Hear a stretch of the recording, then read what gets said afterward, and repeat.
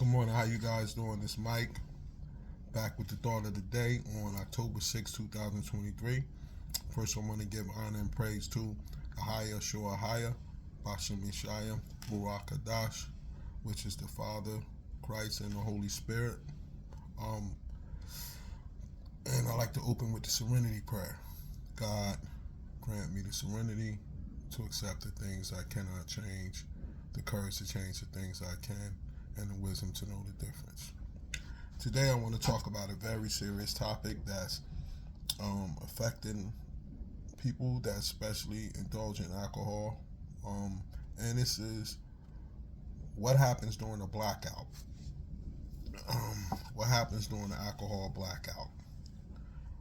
Alcohol blackouts are very serious, from what I understand. I haven't experienced one in my life before, even though I drank tremendous amounts of alcohol. By the grace of God, I never experienced it before.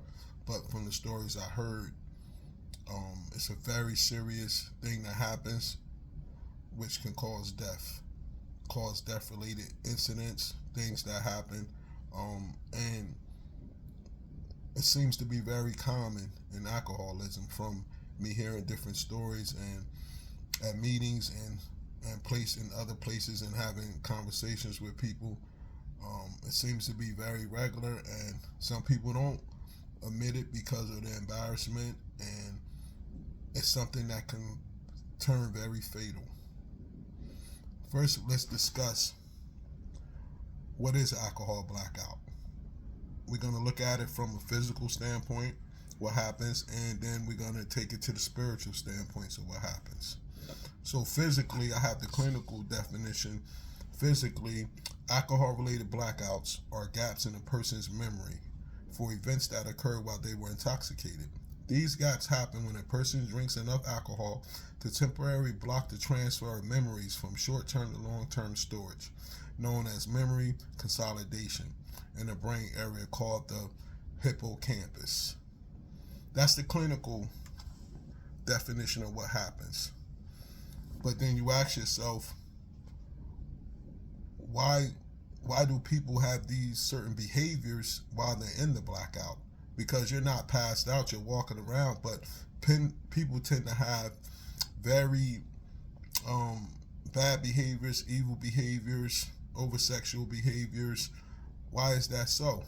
That's when the spiritual aspect comes in. So let's take a look at that. As we know, when you go to most liquor stores and you look up at the sign, a lot of them say wine and spirits. So they're letting you know from the beginning that alcohol is a spirit.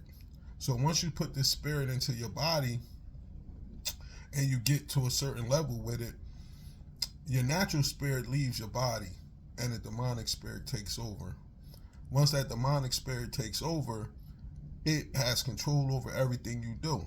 That's why a lot of the stories you hear, what people tell people what they did the next day, it usually involved something in the angry mode, violence, something over sexual, or crashing cars, killing people, things of that nature. And then the person wake up the next day. When a person comes back, their natural spirit comes back into their body, and then they're told what happened, and the first thing out their mouth is, I didn't do that, I don't remember none of that. It's a very serious thing, and if you're experiencing this kind of act of blacking out, please get some help immediately. And the reason I say that is because the consequences seem to only get worse as people black out. I know I talked to people that started blacking out from drinking a fifth, then the blackout went to a pint, then the blackout went to a half pint, then they started blacking out soon as they drink their first beer.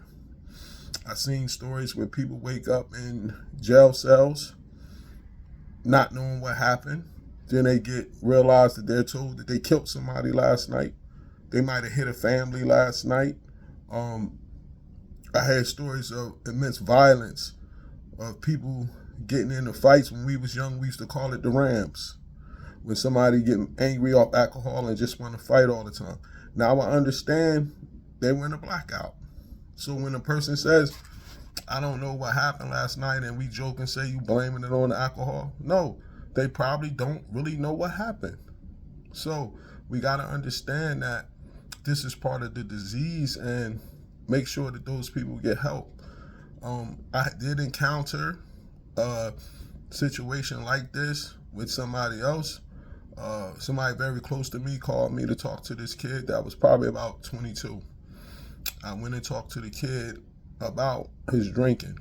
And the first thing I usually ask people, one of the first things I usually ask people in a conversation is, do they black out? And if they tell me yeah, I try to let them know the severity of that kind of situation. I asked the kid to come to a meeting with me that day. I left him a big book as instructed in the manual, and I asked him to come to a meeting with me that day. He said okay. The meeting was at 4 o'clock. I called him at 3:30 or 3:15 to check in to see if he still wanted to go. At that time, he told me, nah, I don't think I need that. I'm going to be okay. I once again expressed how dangerous it was when you black out. He said he think he'd be okay. About a month and a half, 2 months later, I got a phone call from that loved one telling me the kid was gone, died in a car accident, a head-on collision. And I always think about what would have been different if he would have actually went to that meeting and learned about his disease and learned what was going on. So if you black out yourself, please get some help. And if you know somebody that is experiencing this, please try to get them the necessary help, because it's a life-altering situation. It could cause a life-altering situation, or a person could actually lose their life and have no idea what's going on at that moment. This is Brother Mike. Enjoy your day. I hope somebody got something from this video. Shalom.